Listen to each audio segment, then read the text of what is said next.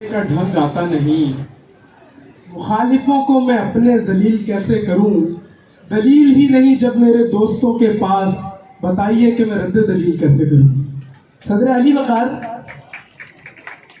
कायदे हिज़्ब इख्तिलाफ तशरीफ लाए, इनकी पहली तकरीर से बात शुरू करते हैं और बात को इजमालन तमाम मुकर्रिरीन से लेकर चलेंगे ताकि आप पर इनके एक एक मुकर्रिर की गलती वाज़ेह हो जाए, फिर आपके लिए फैसला करना आसान होगा। कायदे हिज़्ब इख्तिलाफ तशरीफ लाए और उन्होंने कहा कि अगर आप इस करारदाद को मंजूर करते हैं तो आप बेशऊर होंगे।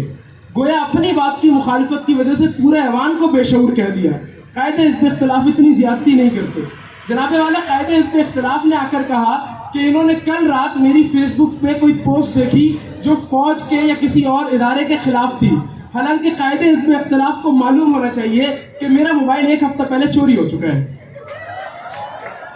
जनाबे वाला मुझे ये समझ नहीं आया कि मजबूत दिफाई निज़ाम का कराची के लवारिस होने से क्या ताल्लुक है। मजबूत दिफाई निज़ाम या हमारे अस्करी इदारों का ताल्लुक हमारी बैरूनी सरहदों से है और वो उनकी हिफाजत करते हैं। कराची के अंदर कराची के दाखिली इदारे, कराची की जो पुलिस है, दीगर इदारे हैं, उनका काम है और दिफाई निज़ाम का उससे ताल्लुक नहीं है। लेकिन कायदे हिज़्ब इख्तिलाफ को तोड़ मरोड़ करके चीज़ें पेश करने की आदत है, तो इसी तरह करते रहते हैं। जनाबे वाला आप कहने लगे कि तालीमी इदारों में कंसर्ट्स हैं और फहाशी गाहें हैं, हालांकि यहाँ तो अदब का फरोग हो रहा है। उर्दू अदब पे सवाल आने का कह रहे हैं। जनाबे वाला ये उर्दू अदब पे सवाल आने का कह रहे हैं, हालांकि ये बच्चियां मुसलसल अच्छे अशार पढ़ी जा रही हैं। और जनाबे वाला इन्होंने आकर कहा कि मजहबी तवज्जो कम हो गई है और इकबाल का जो मजहबी पैगाम सियासी और अखलाकी था वो आज के पाकिस्तान में ख़त्म हो गया है। हालांकि यही डॉन पब्लिक स्कूल में हैया अलल फलाह सोसाइटी मौजूद है जो इसी बात को यकीनी बनाती है। तो मैं कैसे मान लूँ कि आज का पाकिस्तान इकबाल और कायद के ख्वाब की ताबीर नहीं है। सदर अली वकार, हाँ आप जुमलेबाजी कर लीजिए। सदर अली वकार, मुझे ये समझ नहीं आया कि इन्होंने आकर कहा कि लॉर्ड मैकाले का जो तालीमी निज़ाम राइज है वो कायद और इकबाल के ख्वाबों की ताबीर के मुनाफी है।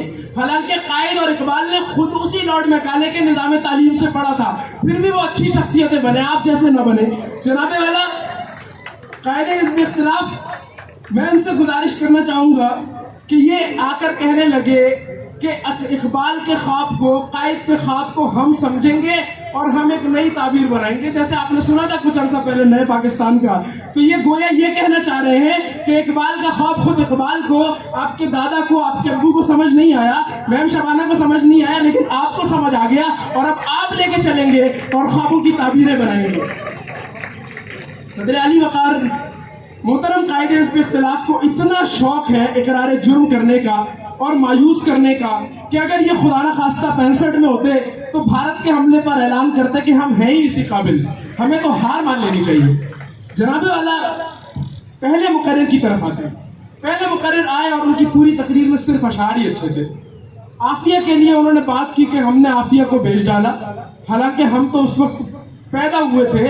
आफिया के लिए सबसे ज़्यादा कोशिश अगर आपको मालूम हो तो इन्हीं 2 सालों के अंदर हुई है और मुसलसल अमेरिका में वफूद गए हैं। सेनेटर मुश्ताक साहब और उनकी बहन फौजिया सिद्दीकी जो है वो तशरीफ़ ले गई है और आफिया के लिए कोशिश कर रही हैं। गोया आज का पाकिस्तान बाज़मीर लोगों का पाकिस्तान है जो अपनी बहनों की वापसी की कोशिश कर रहा है, इकबाल और कायद के ख्वाबों की ताबीर है। जनाबे वाला आकर कहने लगे कि सिंधु देश जाग, पंजाबी जाग, आज़ाद पख्तूनिस्तान के नारे लग रहे हैं, पता नहीं इनके कान में आके लगा रहे कोई, क्योंकि मैं तो पिछले 7 सालों से ये देख रहा हूँ कि कराची में मोहब्बत, अमन और जो अखुवत की फजा है वो वापस कायम हो रही है। इख्तिलाफ खत्म हो रहे हैं, नफरतें खत्म हो रही हैं। हमारे साथ जो लड़का 6 साल 7 साल पहले क्लासिक से गुलशन इकबाल आते हुए डरता था, आज वो बेझिझक कराची यूनिवर्सिटी जाके पढ़ता है। तो जनाबे वाला आज का पाकिस्तान कायद और इकबाल के ख्वाबों की ताबीर है।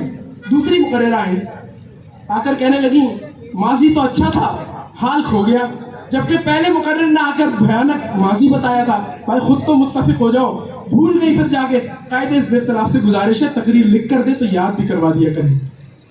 सदर अली वकार, अब आपको एक मजे की बात बताती हूँ। तीसरी मुकर्रिरा आई और हमारी मुकर्रिरा की बारी खाने लगी। यही इनके हिवारी हैं जो दूसरों का हक खाते हैं और मायूसी फैलाते हैं। हालांकि जब वो तकरीर भूल गई तो फिर मेरी हिवारी मुकर्रिरा ने यहाँ से उनकी मदद की और उन्हें शेर बताया اسی طرح ہم سب کو مدد کرتے ہیں کیونکہ یہی اقبال القائد کے خوابوں کی تعبیر ہے. صدر علی وقار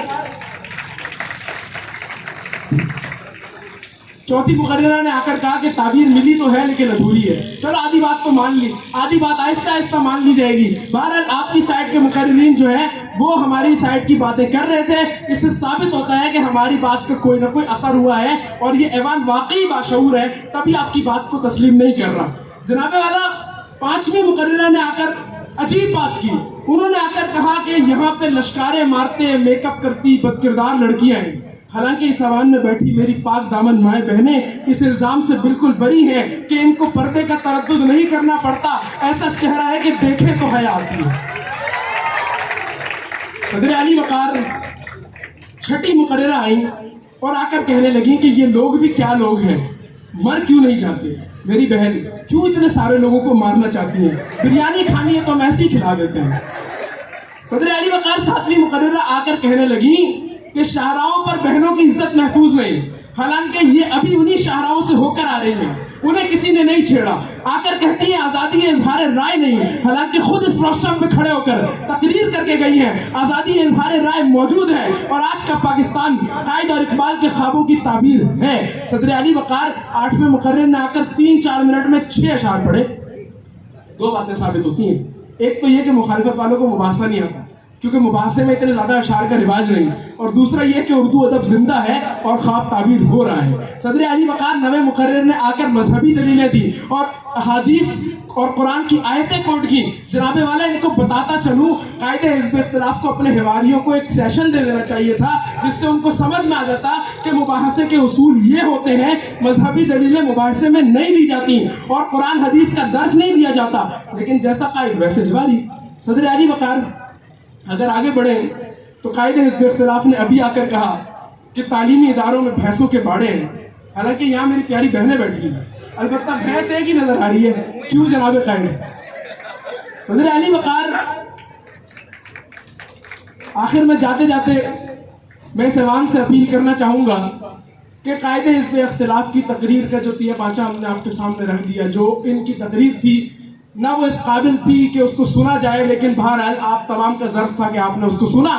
تو اب اس تقریر کو اور اس قرارداد کی اس سائڈ کو یا قرارداد مسترد کرنے کو بالکل ترجیح نہیں دیجیے, بلکہ امید کے دیے جلائیے, روشن دیے جلائیے اور اس قرارداد کو منظور کرائیے. کیونکہ اگر آج آپ قائد حزب اختلاف کی بات مانیں گے تو آپ 22 لاکھ مہاجروں کی جانوں سے غداری کریں گے. اور جناب والا میں سمجھتا ہوں کہ قائد حزب اختلاف کے لیے یہی چند شعر کہہ کر میں اس ایوان سے اجازت لوں گا کہ میں بھی خائف نہیں تختہ ادار سے, میں بھی منصور ہوں کہہ دو اغیار سے.